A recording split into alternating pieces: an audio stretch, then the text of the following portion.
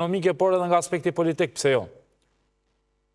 Po kjo është edhe një goditje e rëndë për marrëdhënie transatlantike.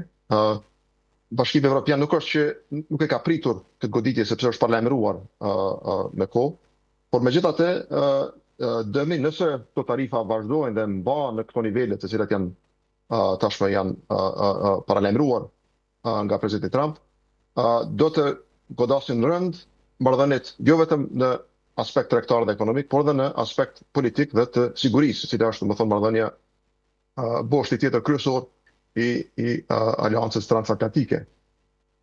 Dhe kjo varet edhe nga kundërmasat të cilat BE-ja mund të ndërmarrë ndaj këtyre tarifave, sidomos nëse nga tregtia e mallrave BE-ja eskalon masat e saj në tregtinë e shërbimeve.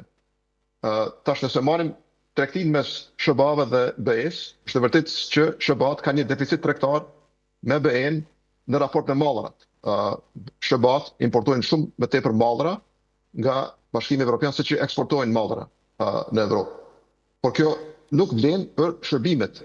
SBA-t eksportojnë shumë më tepër shërbime se që eksporton Evropa në SBA. Tani për tani, shërbimet nuk janë prekur nga tarifat, do të thonë janë kursyer nga tarifat të cilat janë orientuar vetëm ndaj mallrave.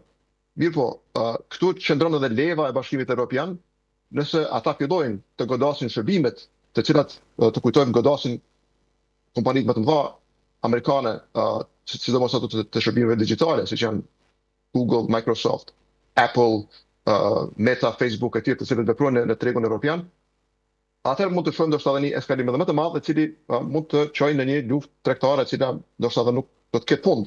Kjo atëherë ka pasojë edhe politike, ka pasojë në sferën e sigurisë, por të shpresojmë që eskalimi nuk do të shkojë në atë shkallë dhe do të gjejnë zgjidhje sidomos me partnerët kryesorë, me aleatët kryesorë që të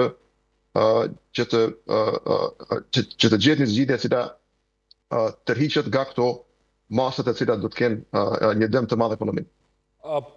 Pavarësisht se janë goditur nga masat që duken tarifore, por edhe janë dëshkuese ndaj ekonomisë të Bashkimit Evropian, megjithatë duket që ka një farë lloj pjekurie në mënyrën e reagimit. Mund të quhet edhe frikë, gjithsesi ka njerë pjekuria për shumë kë mund cilësohet edhe si frikë. Ju si po e shihni reagimin evropian në raport me SBA-n, apo janë duke u ndërtuar, riformsuar qëndrimet ndaj SBA-s në këtë raport? A prisni vërtet që të ketë kundërmasa, apo mbase do të jenë më të matur duke parë këtë politik fort jo të përshtatshme të bërit politik që bën Trumpi? Si e shihni ju? Përshtypja ime është që Evropa po vepron në mënyrë të matur, të paktën në mënyrë të kujdesshme, duke marrë parasysh edhe historinë e zotit Trump, i cili njihet për ndryshimet e tij të drastike të qëndrimeve. Domethënë ai sot kjo ka ndodhur edhe me Meksikun dhe Kanadan, ku ai ka paralajmëruar tarifa shumë të larta, dhe pas ankesave jo vetëm nga partnerët aleatët, por edhe nga prodhuesit amerikan, sidomos të industrisë automobilistike, e cila do të goditej direkt nga këto tarifa, ai u tërhoq dhe krijoi disa përjashtime ku tha që disa mallra, disa pjesë të këtij nuk do të preken nga tarifat. Ndoshta evropianët dhe të tjerët shpresojnë se ajo që po ndjej është një shfaqje, ta themi momentale, nga e cila do të ketë një tërheqje pas disa lëshimeve, pas disa kompromiseve ose pas disa kërkesave të cilat plotësohen që zoti Trump u paraqet atyre. Nuk mund ta them me siguri se kjo do të ndodhë, sidomos për shkak se këto tarifa gjerësia atyre, dhe sfera atyre, që prekin godasin gjitha shtetet e botës, nuk lejnë shumë hapësirë për ta themi një negocim racional, për një negocim multilateral të tarifave dhe të uljes së tyre. Pra, po hym në një situatë pak më kaotike se që ka qenë një ditë më parë, kur tarifat vendoset që ndaj shteteve të veçanta dhe jo në këtë mënyrë të gjithanshme. Mirë, ne po shohim që ky lloj shoku që ka prodhuar prezentimi edhe mënyra se si i prezentojnë në tabelën Trumpin në formën se si e bën ai politikën, edhe në Evropë vendosi debatin që mbase edhe Bashkimi Evropian, sidomos me Britaninë e Madhe, por mund të kërkojë edhe shtigje të reja të bërit ekonomi. A besoni që një politikë e tillë tashmë vetë se e ka humbur atë farë lloj besimin tek SBA-ja dhe mund të krijojë shtigje të reja, mund ta shohim edhe në base një ekonomi më bashkëpunuese edhe me Indinë e vende që nuk është se Evropa ndon vlera, por mund ta ndoj bashkëpunimin ekonomik. Si e shihni ju? Çfarë mund të prodhoj kjo në këtë aspekt?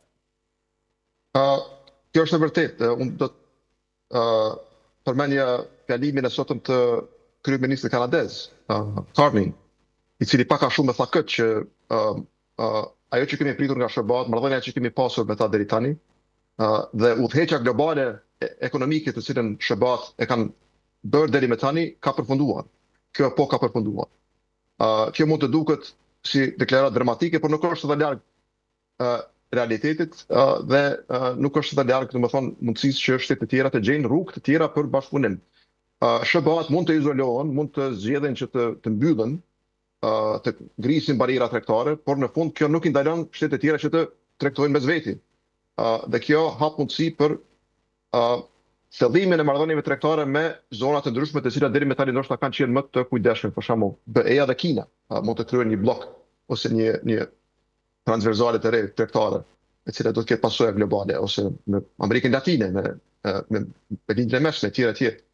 Në anën tjetër është edhe çështja e dollarit, e cila është shumë e lidhur me tregtinë dhe me deficitin tregtar të cilën e ka SBA-ja. Një nga funksionet të cilët deficiti tregtar i SBA-ve ka bërë është që të eksportojë dollarët jashtë, sepse shitja e mallrave bëhet me dollar, dollarët të cilët pastaj kthehen në tregun amerikan, në tregun financiar amerikan dhe financojnë investimet amerikane.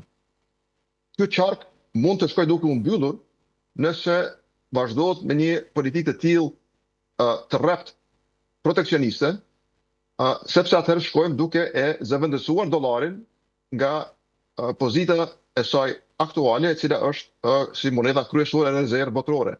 Kjo atëherë do të ketë pasoja shumë më të mëdha gjeopolitike dhe gjeoekonomike, sepse dollari është në fakt baza kryesore e fuqisë ekonomike amerikane në botë. Prandaj pasojat mund të shkojnë përtej vetëm tregtisë, përtej vetëm prodhimit, përtej recesioneve, papunësisë, mund të ketë edhe pasoja shumë më të thella gjeopolitike dhe gjeoekonomike nëse vazhdohet me këtë rrugë, me këtë insistim që SBA do të jenë vetë përmbajtëse, vetë mjaftueshme ekonomikisht. Mirë, a besoni që në planin afat shkurt, për të mos folur në planin afat gjatë sepse është vështirë të